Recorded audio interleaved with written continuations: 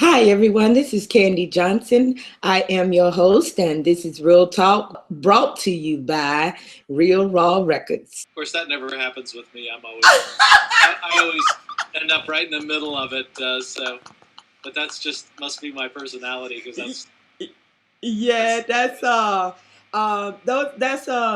probably that's what I call consider to be like a natural leader. That even when you try to stick in the background, because I always try to get in the background, but people single me out like a whole group. I've been in places with thousands of people there, and the people will single me out. Literally, out of thousands of people, I'm that like, what happens to me the too. hell? And it happens. It's just a natural thing.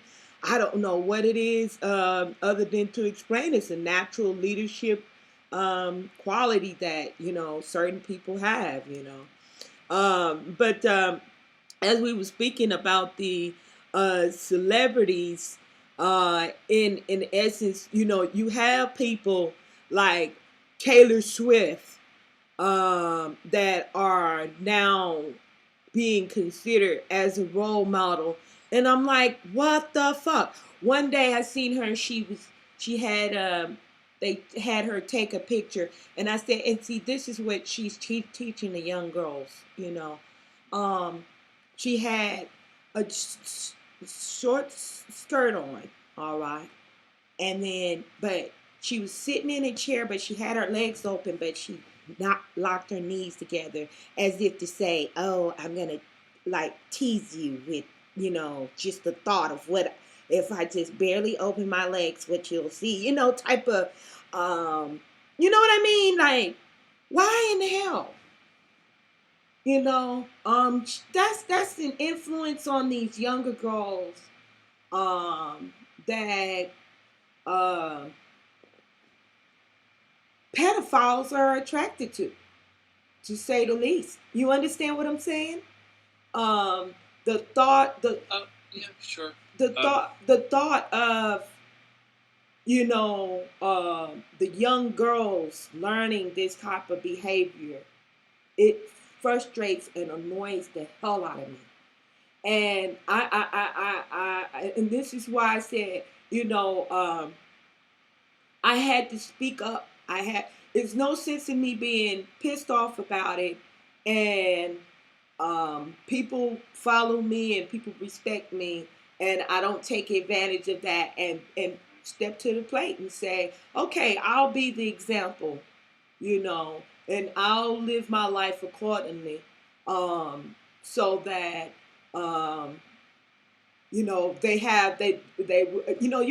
can't just tell a person don't do this. You gotta give them what do you call that, an alternative to what is bad, and say, okay, here's the good, a better or a good alternative. You know what I mean? I do. I hate for people to say don't do this or don't do that, and then don't give people another option. A lot of times people do things because they don't have any other options, or they are not aware of any other options. You know what I mean? Yeah, I have a friend who just started saying instead of saying "don't do this," he says you could do that. You could you could stop doing this, or you could do this, or you could do that. Um, without it sounding so harsh. And so I'm not sure I would sign on to that entirely or in every circumstance, but it's kind of an interesting thing. You could be a little more forthcoming with your explanations, or you could be doing this. It just has a nicer ring to it, and it doesn't sound as controlling or judgy as some of the alternatives. Hmm. So I'll keep that in mind. yeah, you could keep that in mind. I could.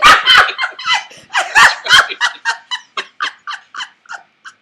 I don't know if I don't know if I have ascribed to saying don't do this or don't do that. Anyways, I Yeah. I don't know what alternative You that. could be a little more understanding. You could be a little more polite in that situation. I don't know. I don't know. It seems a little bit. Of course, sometimes it's the danger you run into when you start really speaking a different way. All of a sudden, is it doesn't sound very authentic. So you have to walk that fine line too.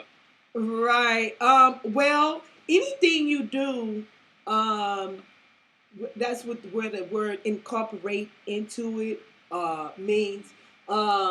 Because if you have bad behavior, you don't have bad behavior or habits because it became a habit overnight. You have bad behaviors or habits because you did it and you kept doing it and you kept doing it till it became natural of you to do that. So even with the good habit in that regard, I would say that even though it may not seem genuine in the beginning, I wouldn't stop doing it because it didn't seem genuine. If I sincerely believe that's a better way of expressing and and understanding, then I would just continue to do it until it becomes a natural thing for me to express myself in that manner because that's something good. I've noticed even when I used to sell drugs, I noticed that people will put every effort into doing something bad. When it came down to getting that hit, they would do anything, and nothing could stop them, nothing could discourage them. You know what I mean? But soon as it come to them staying sober, any little thing, oh, my family keep getting on my case, and they are the reason that I couldn't continue. No, I'm not trying to hear that shit because when it came down to getting a hit, you didn't let nothing stop you. You didn't let nothing hinder you, nothing discourage you. People called you crackheads and this and that didn't bother you not one bit. you know. And we have a tendency of doing that whenever it's difficult for us to do something positive, we use that as a cop out. Sure.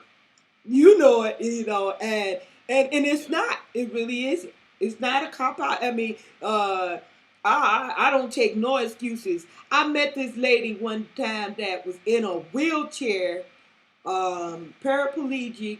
Plus, she had very little function of her upper body, and she started a business in that predicament. So I was like, I told her, I said, never in my life again will I ever use any excuse. So it's a wake up call.